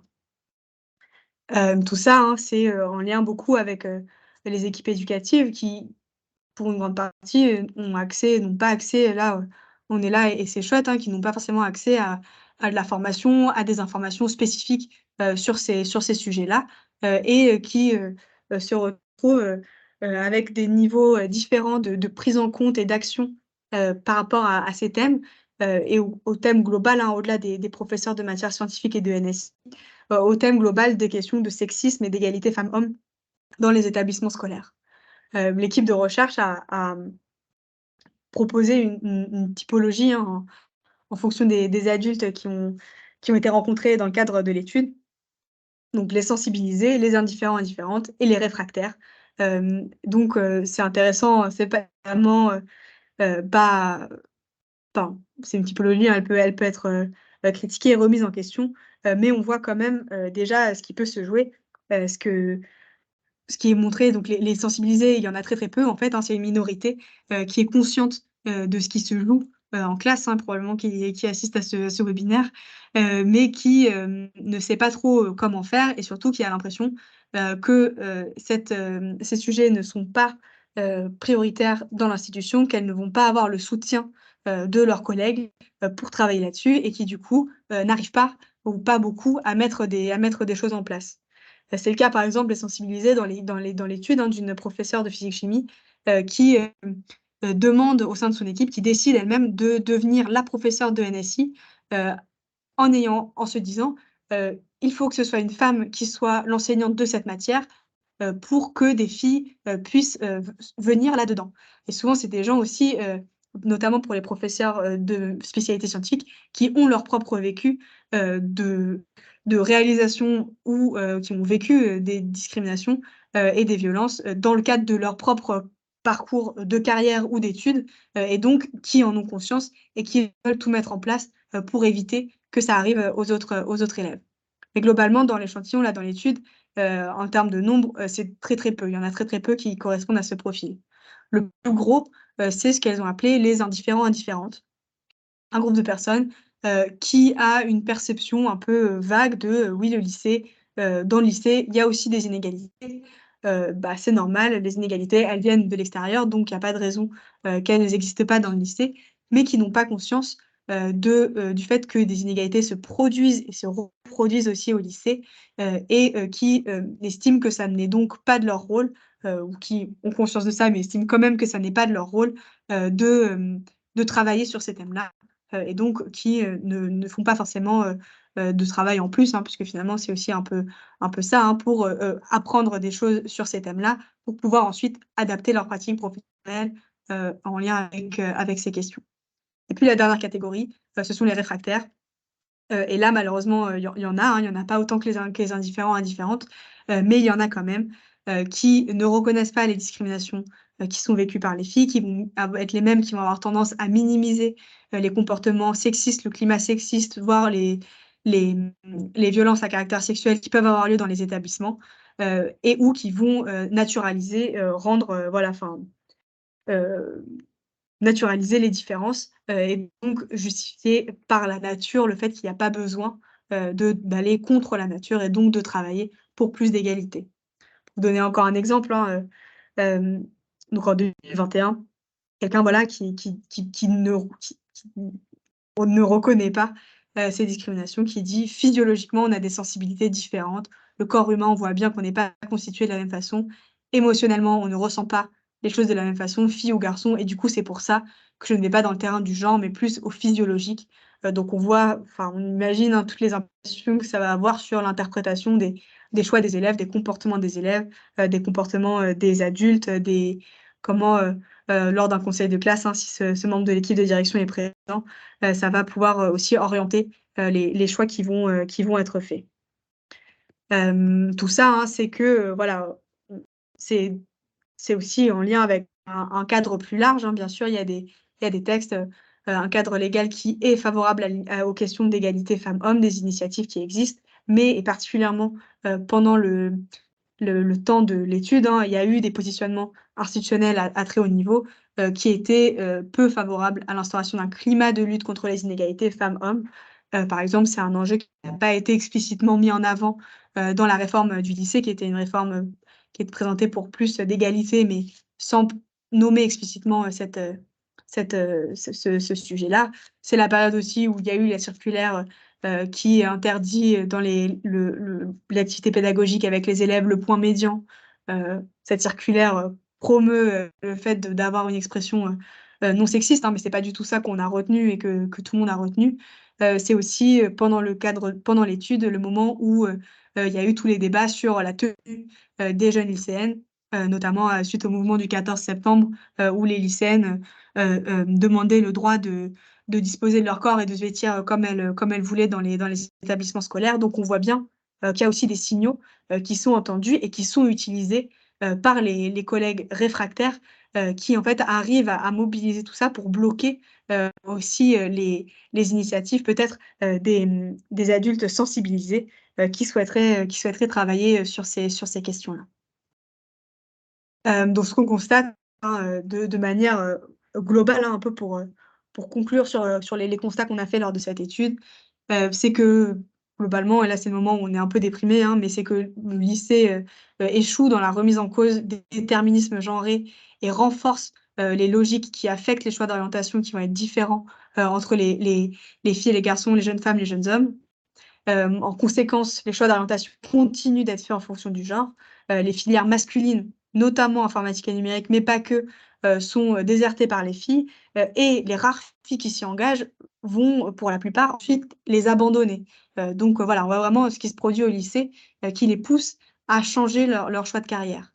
Et donc tout ça, évidemment, ça a des implications, en termes de politique publique pour enrayer, ce qui est finalement une exclusion durable des filles des filières scientifiques, informatiques et numériques et ce qui mène à après, des inégalités dans le monde professionnel, et plein de conséquences, hein, sur notre vie quotidienne d'avoir des aussi, sur le numérique et l'informatique, des outils, qui sont, créés, par un certain type de personnes, ou sans un certain type de personnes en particulier. Du coup, de tout ça, voilà, on s'est dit: «Bon, qu'est-ce qu'on fait de toutes ces infos?» On essaye quand même de donner des préconisations pour pouvoir agir et donc ça, c'est des préconisations, qu'on adresse, à différents niveaux, hein, mais notamment, au niveau, du ministère des pouvoirs publics. Heu, Qu'est-ce qu'on pourrait faire, pour pouvoir agir là-dessus? Je propose donc, ces 3 axes, hein. Le 1er, de fixer des objectifs ambitieux avec des moyens, pour augmenter de façon pérenne la part des filles qui choisissent, et qui restent dans les enseignements numériques et informatiques du lycée. Le 2e axe, de manière large, de renforcer l'accompagnement des élèves à l'orientation, surtout, mais pas que pour les filières scientifiques et numériques. Et puis le 3e, hein, évidemment, renforcer la formation des personnels sur les enjeux de sexisme, de lutte contre les stéréotypes. Et pour que tout ça fonctionne, l'idée bien sûr, c'est de ne pas, j faire une seule petite mesure ici ou là. L'idée, c'est qu'il faudrait vraiment que toutes ces choses soient mises en place, de manière globale, de manière structurée, de manière, déterminée, hein, pour qu'on finisse, par arriver à enrayer un peu ces questions-là. Donc sur les objectifs, Voilà, ce qu'on propose, hein, c'est de fixer des objectifs d'entrée et de sortie de ces formations et d'analyser, pardon, et ne pas abandonner, au contraire, d'analyser, les abandons de filles pour mieux les comprendre, pour comprendre, voilà, qu'est-ce qui se joue encore plus pleinement, que ce qu'on a mis à jour dans notre étude pour pouvoir les prévenir. Et donc voilà, pour faire ça, on propose différentes choses, hein, construire un guide d'enseignement, pour les enseignants, enseignantes de matières scientifiques et numériques, pour leur parler justement, de ces biais, et de qu'est-ce qu'ils peuvent faire et qu'est-ce qu'elles peuvent faire pour lutter contre ces biais. Mener des actions de sensibilisation à destination des lycéens et lycéennes pour évoquer clairement ces mécanismes de marginalisation, de dévaluation et de discrimination qui peuvent être vécus par les filles dans ces filières, puis dans ces métiers. Là, l'idée, c'est que les filles, quand elles se rendent compte que ce qui se produit n'est pas en lien avec, par exemple, avec moi, Gaëlle Perrin, mais avec moi, Gaëlle, jeune fille dans une filière où il y a très peu de filles, c'est sûr que ça va faire une différence, et donc leur permettre de se rendre compte que ça n'est pas en lien avec uniquement avec leurs propres compétences, leurs propres actions, mais bien que ça s'inscrit dans un système plus large, ça leur permet de pouvoir, voilà, agir, réagir là-dessus. Et ça permet aussi aux garçons de pouvoir faire attention à ces questions-là, se positionner en tant qu'alliés, pour aussi, faire de la place, laisser de la place, aider, accompagner, faire en sorte que les élèves, se sentent bien dans ces disciplines-là. Donc pour ça, on propose, hein, voilà, aussi de mettre en place des espaces de parole et de travail dédiés aux filles qui poursuivent des enseignements en lien avec l'informatique et le numérique. C'est déjà fait, hein, dans certains lycées, hein, qui font, j'entendais parler notamment, sur l'académie de Lille, des petits déjeuners, spécifiques où, les filles peuvent venir, parler, raconter, leur expérience, se connaître, se renforcer, prendre conscience aussi des difficultés communes qu'elles peuvent avoir, pour mieux ensemble pouvoir, les surmonter. Travailler sur la question, de la prévention des comportements sexistes à destination des élèves, et aussi à destination des personnels éducatifs, hein, pour, là, travailler sur le fait, heu, que les établissements, sont des lieux de production de sexisme qui s'exacerbe encore plus, dans les enseignements, très peu mixtes, hein, donc travailler là-dessus, et puis, faire tout ça en soutenant les associations, et on va en reparler un petit peu, hein, qui agissent en faveur de l'accès des filles au numérique. Il y a des personnes qui travaillent de façon spécifique, sur ces thèmes-là, donc leur donner aussi les moyens, d'agir, et de mener à bien, leurs projets, qui portent leurs fruits, hein, souvent, sur l'orientation des filles, vers ces disciplines. Un deuxième axe avec, un petit peu moins de mesures, hein, mais qu'on propose de renforcer l'accompagnement des élèves à l'orientation. Et de tirer parti des heures qui maintenant, sont normalement allouées aux questions d'orientation au lycée. Dans l'étude, hein, ce qui ressortait, c'est que soit ces heures étaient, pas faites, voilà, on n'avait pas le temps, on trouvait pas un moment, et c'est pas pour jeter la pierre, hein, parmi toutes les dizaines d'autres choses qui doivent être faites à l'échelle d'un établissement, bon voilà. Hem, Soit les heures donc n'avaient pas lieu, soit, et là aussi, hein, ça nous questionne, avaient, pour but aussi d'apprendre, aux élèves à utiliser les outils, notamment Parcoursup, qui est pas non plus l'outil, le plus intuitif, on y conviendra, hein. Peut-être ça pourrait compter dans les enseignements numériques quand on arrive à maîtriser la plateforme. Mais en tout cas, du temps qui est utilisé à comprendre les règles du jeu, plutôt que, à questionner les choix et les projets, de manière plus large.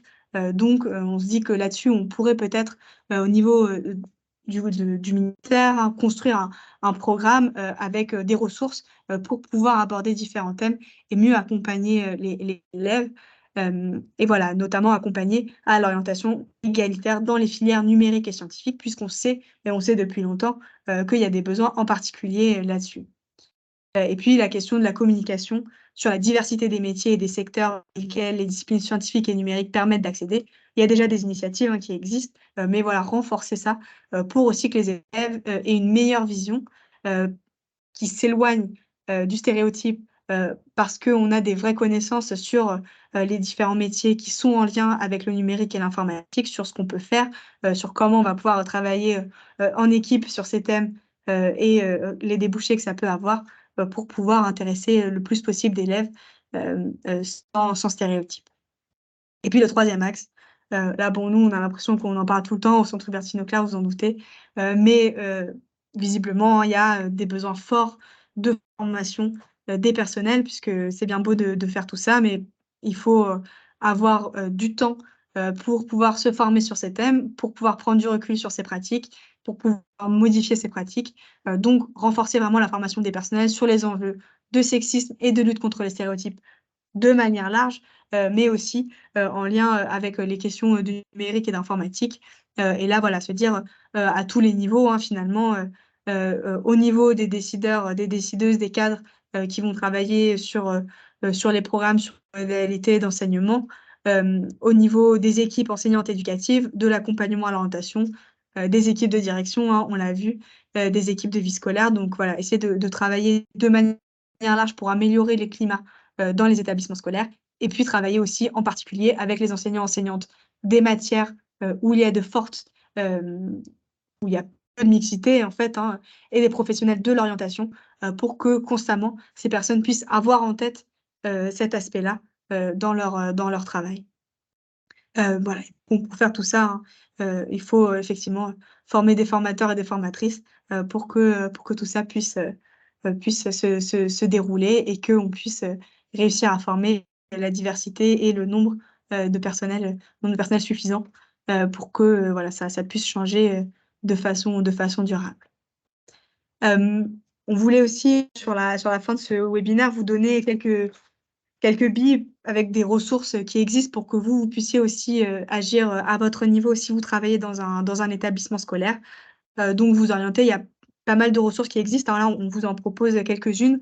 On vous enverra comme dans les autres webinaires, les liens vers les ressources qui ont été, mentionnés, aujourd'hui, hein. Comme d'habitude, on n'envoie pas le PowerPoint. Là, vous avez tout dans l'étude en plus, donc vraiment toutes les informations sont là, mais on vous enverra, à nouveau le lien vers les ressources que je vais mentionner, qui peuvent vous être utiles, vous, pour pouvoir mener des actions directement, auprès des élèves. Hem, donc il y a des ressources qui existent, hein, je le disais tout à l'heure, notamment sur les questions de, représentation, de diversité, des métiers. Là, on vous renvoie notamment, vers, les super chouettes travaux, des décodeuses du numérique, menés par, le CNRS, l'ONICEP, qui ont fait, tout un travail, vraiment pour vous, hein, qui est accessible gratuitement, de visibilisation, de chercheuses, de scientifiques, qui travaillent dans le domaine du numérique, qui parlent de leur travail et aussi de leur parcours en tant que scientifique. Donc, il y a une BD, il y a, un livret d'accompagnement pédagogique, il y a des vidéos, il y a des posters. Là, il y a vraiment, beaucoup de ressources, pour pouvoir, voilà, multiplier les représentations et rendre des métiers du numérique, plus concrets. Bon là, on parle de chercheuses, hein, qui travaillent au CNRS, mais ça donne à voir un peu sur la diversité des trajectoires qui sont possibles et sur aussi comment les parcours d'orientation, de ces scientifiques se sont construits. Des données, des informations, enfin des ressources, il y en a aussi évidemment, sur le site de l'ONICEP. Sur les questions, scientifiques, sur le site de la Cité des sciences et de l'industrie, il y a aussi, des pistes d'activités, à faire en classe, hein, donc vous pouvez, aussi, dans lesquelles vous pouvez aussi piocher. Et puis on vous a mis, hein, 2 autres sources, ici, un podcast, dans lequel on parle entre autres, de cette étude, qui s'appelle «La bosse des maths», un podcast, fait par, Texas Instruments sur les questions, scientifiques, et de genre de manière, plus large qui peut vous être utile vous pour en savoir plus. Et puis en dessous, un petit projet Beyond Curie, qui s'intéresse à, qui est un projet qui mêle, hein, du coup science et aussi, art et graphisme et représentation, donc plusieurs domaines pour, représenter et mettre en valeur, des femmes scientifiques. Il y en a plein d'autres, hein, qui existent, hein. C'est aussi des projets qu'on peut mener avec les élèves, voilà, de mettre en avant, de réfléchir à la représentation, des femmes dans les sciences, des femmes dans le numérique et l'informatique, aux questions d'invisibilité et de visibilité, sur ces thèmes-là. Beyond Curie, c'est en anglais, donc ça fait aussi, pour les profs d'anglais, on coche, plein de disciplines si on veut avoir une approche, sur ce sujet. Hem, Vous dire aussi qu'il y a, plein d'associations qui travaillent sur ces sujets, et notamment auprès des jeunes, hein, donc ne pas hésiter à les saisir, à se tourner vers elles, pour vous accompagner.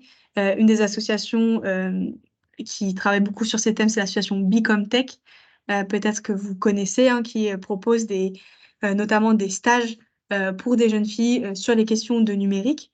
Donc voilà, leur démarche, hein, c'est d'aller, parler, présenter dans les classes, les métiers du numérique et puis, d'avoir avec des élèves volontaires, des jeunes femmes, de faire des stages pendant les vacances scolaires, pour, leur faire, découvrir les métiers en lien avec le numérique, leur faire apprendre des choses, leur faire surtout prendre confiance en elles, pour ensuite qu'elles puissent, décider si ça les intéresse ou pas, hein, mais aussi suivre ces enseignements de façon plus sereine en étant renforcées, par cette première expérience, avec une association spécialisée et qui ont un programme ensuite, d'ambassadrices, donc de jeunes femmes qui vont aller, parler de ces métiers, parler de leur expérience, et en convaincre d'autres, de travailler, dans ces thèmes-là.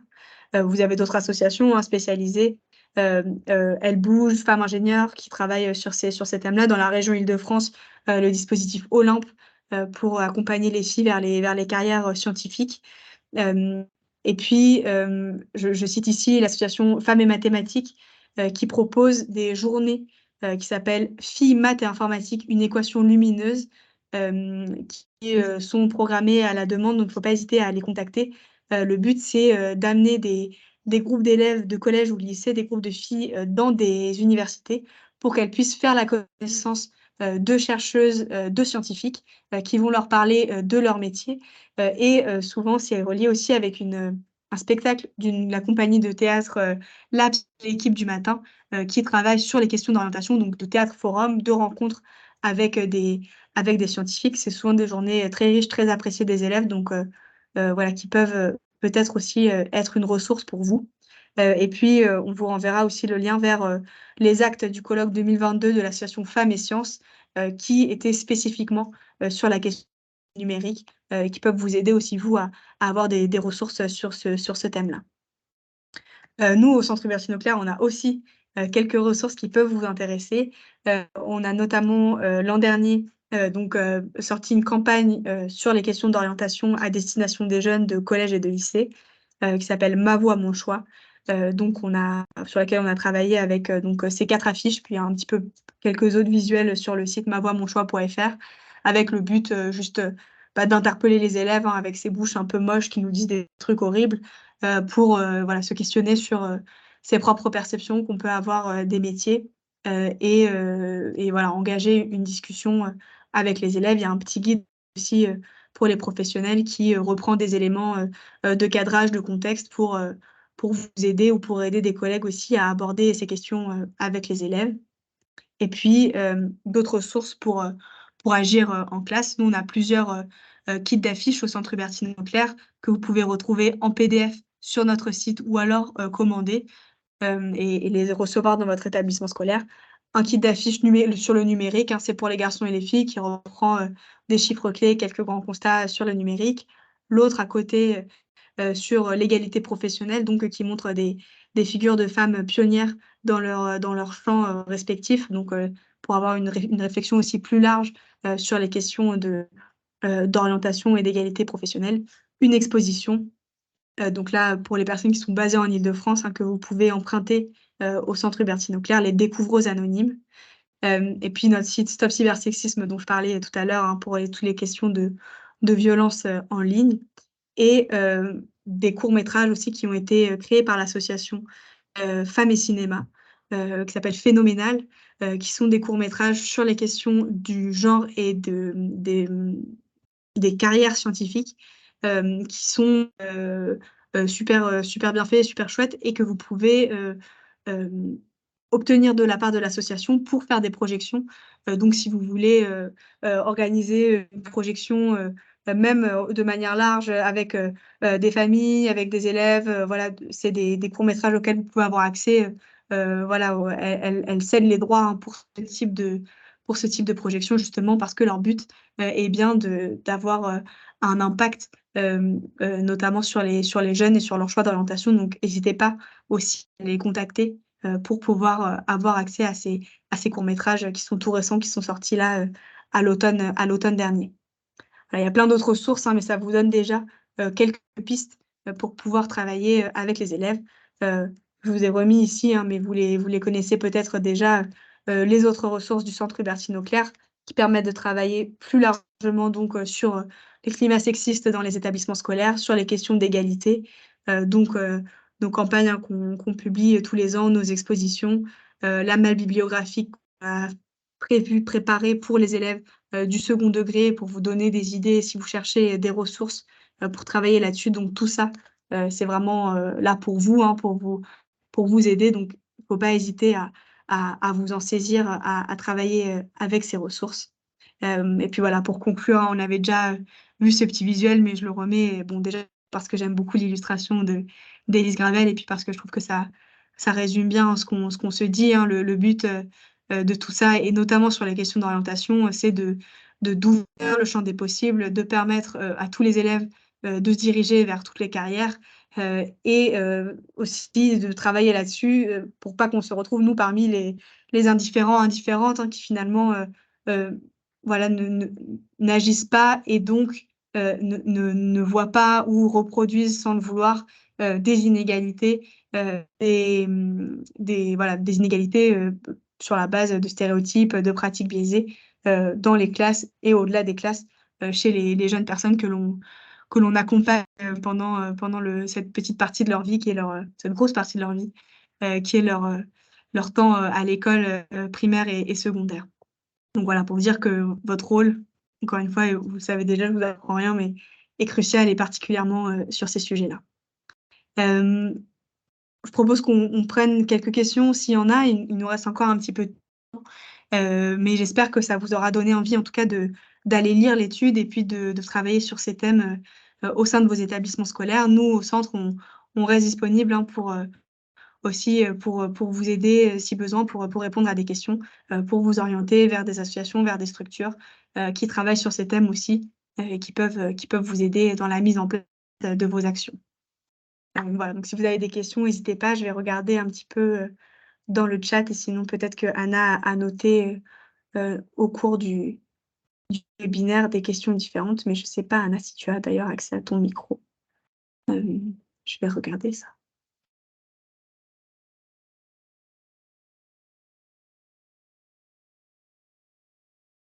Donc voilà une question qui dit: «Pas d'impact de l'accompagnement à l'orientation sur leur choix». Effectivement, et ça, il est intéressant de savoir quelles sont les actions qui ont été proposées à quel moment. Donc là, dans l'étude, c'était des élèves de lycée, donc la question a été posée dès la seconde. On ne sait pas ce qui s'est produit au collège, dans les différents collèges d'où venaient ces élèves. Les chercheuses ont voulu savoir ce qui était fait au niveau de ces 5 établissements, notamment pour pouvoir poser des questions, observer des temps dédiés à l'orientation. Et c'est là qu'elles se sont rendues compte de façon très concrète que dans, je crois, 3 établissements sur 5, ces temps, il n'y avait pas de temps dédié à l'orientation qui était prévu dans les emplois du temps des élèves. Et dans les 2 autres, c'était des temps, soit des séances de présentation des métiers, donc où les élèves venaient présenter des métiers qui les intéressaient au reste de la classe, des métiers qu'ils ou elles souhaitaient faire, soit des temps sur des choses très pratico-pratiques de comment on fait des vœux sur Parcoursup, voilà, comment ça s'organise, c'est quoi les dates, qu'est-ce qu'il faut avoir préparé, comment on fait sa lettre de motivation, comment on fait son dossier, enfin, plus sur ces questions-là. Mais il serait vraiment passionnant d'avoir une enquête plus large sur ce qui est fait et quel impact ça a. Et notamment, il y a plein d'établissements scolaires qui se saisissent de toutes ces associations, qui font des actions spécifiques sur l'orientation, de voir en fait la diversité de ce qui est fait, les impacts que ça a sur les élèves aussi, et de mettre ça plus en valeur, certainement. Ouais. Hop, alors Anna, je sais pas, je pense que peut-être qu'il faut que peut-être je peux te laisser parler. Heu Vas-y, micro. Ouais, normalement, ça devrait être bon. Oui, vous m'entendez? Oui. Super. J'ai noté quelques questions, Gaëlle. Je te les donne comme ça et je te laisse y répondre. Une première question, est-ce qu'on a travaillé avec l'association Elle Bouge dans le cadre de la réalisation de l'étude?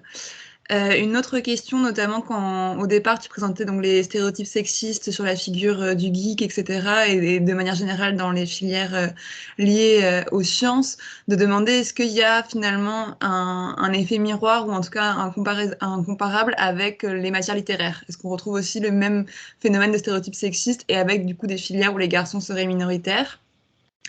Et plutôt sur la partie recommandations, préconisations, notamment quand tu présentais les actions de formation, il y a eu des questions sur est-ce qu'il y a des choses pensées à destination des familles aussi, pour voilà, doubler cet effet-là avec l'action des familles en parallèle des professionnels de l'éducation. Merci beaucoup. Alors, pour l'association Elle Bouge, on n'a pas travaillé avec Elle Bouge dans le cadre de l'enquête. En fait, dans l'enquête, on n'a pas travaillé avec des associations. On n'a pas travaillé avec des associations. On a mené cette enquête sociologique avec une équipe de recherche. Dans les établissements dans lesquels qu'on a choisi, pouvaient avoir fait appel à des associations ou non. Là, c'était pas un critère. Effectivement, Elle Bouge, qui est une association qui travaille, que j'avais mis hop, juste ici. Je vais essayer de revenir sur le slide qu'on fait. Ça fait effectivement partie des associations qui travaillent beaucoup qui travaillent sur les questions d'orientation que les établissements peuvent solliciter. Sur le geek, sur l'effet miroir dans les spécialités littéraires, je ne sais pas s'il y a un imaginaire aussi présent que celui du geek dans les métiers littéraires. La prof de français, je ne sais pas trop quel serait l'équivalent. Ce qui est sûr, c'est qu'il y a des stéréotypes attachés aux garçons qui vont s'intéresser à ces questions-là, qui sont aussi construits, hein, puisque les spécialités, les sciences humaines, spécialités littéraires, étaient considérées comme des spécialités de prestige et associées au masculin, puisqu'il fallait réfléchir, exercer son esprit critique, hein, et donc c'était bien des trucs d'hommes, alors que les maths, faire des calculs, ça c'est des trucs de filles, et il faut juste être minutieux. Donc on voit bien que ça aussi, ça a évolué au cours du temps, et que quand on regarde les choix de spécialité, il y a le parallèle direct sur le slide du début, je crois qu'on les voyait, hein. Si les spécialités, genre les grecs, notamment grec ou latin, c'est les spécialités dans lesquelles il y a les enseignements de spécialité, dans lesquels il y a très peu de garçons, et ils les abandonnent beaucoup. Alors là, sur mon écran, c'est tout petit, mais on le constate aussi. Et il y a aussi des stéréotypes sexistes associés aux garçons qui ne seraient pas assez virils en choisissant ces matières-là, et qui s'approchent de la figure repoussoire de l'homosexuel, en fait, hein, qui est encore très prégnante dans les établissements scolaires, et à laquelle on attache un stigmate très fort. Et les garçons, beaucoup de garçons, alors ça évolue heureusement, hein, mais beaucoup de garçons travaillent fort pour mettre à distance le doute qui pourrait exister sur leur non-hétérosexualité, puisque voilà, ça correspond pas à ce qui est attendu, et ça les expose aussi à des violences. Mais je sais pas s'il y a une figure aussi nette que la figure du geek, qui a été aussi construite, hein, par le marketing d'ailleurs, hein, en lien avec tous ces grands génies qu'on nous présente comme solitaires, Mark Zuckerberg, Steve Jobs et autres, hein, qui sont dans notre imaginaire collectif très fort, et je pense peut-être sans équivalent d'un point de vue de spécialité plus littéraire. Et puis la question sur les actions envers les familles, oui, certainement. Là, nous, dans nos recommandations, c'est des recommandations en lien avec pour le ministère en termes de politique. C'est toujours difficile d'avoir des recommandations en lien avec les familles directement, mais certainement, hein, mener des actions en lien avec les familles, de présentation des métiers, d'accompagnement aussi, parce que puisqu'on a vu que les familles jouent un rôle important dans les choix d'orientation, pour essayer d'ouvrir les possibles sur les questions de genre, mais pas que d'ailleurs, hein, de proposer d'autres trajectoires pour les jeunes.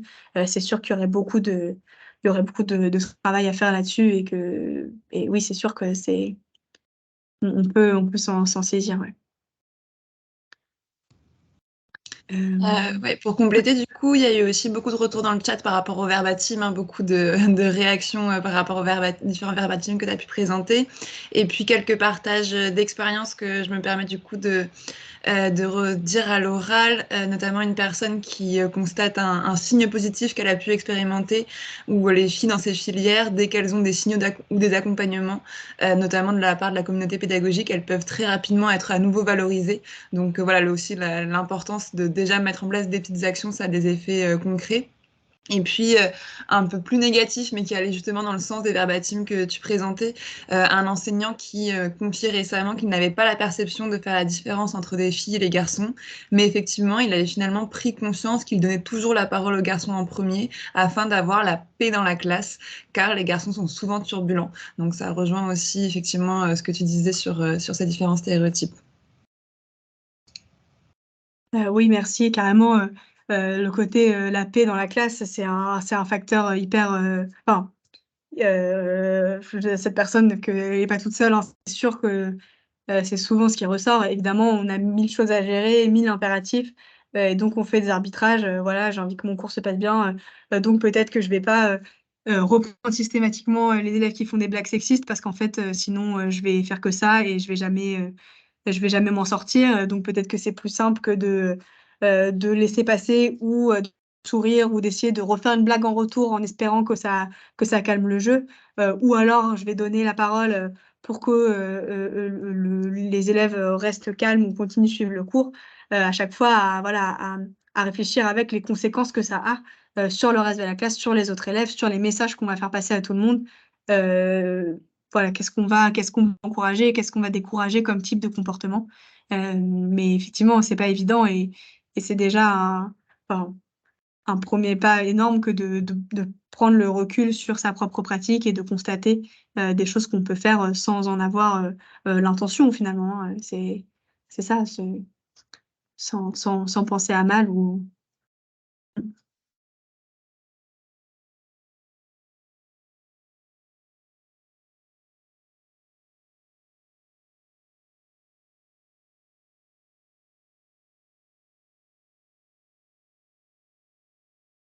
Voilà, je vois quelqu'un qui dit aussi qu'elle constate un retour en force des stéréotypes.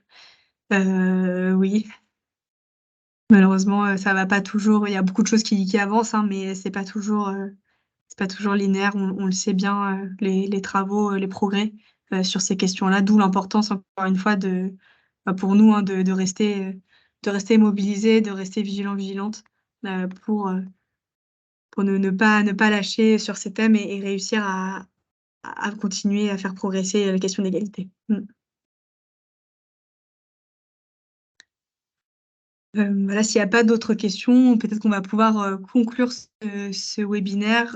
Merci de l'avoir suivi. Merci aussi aux personnes qui sont venues à d'autres webinaires dans l'année. C'était pour nous une nouvelle expérience, hein, au centre que de faire ce type de réunion un peu large. Donc, on espère que ça vous a plu. N'hésitez pas à nous faire des retours. On va voir si on vous envoie un petit questionnaire, sur votre expérience sur les webinaires ou nous faire des retours par mail si ça vous a été utile. Nous, ça nous fait toujours plaisir. Ça nous est toujours utile de savoir aussi, ce qu'on peut améliorer. Je vous souhaite, du coup une bonne année scolaire, bonnes vacances aux personnes qui sont en vacances, scolaires, et puis, bah, à très bientôt, merci encore.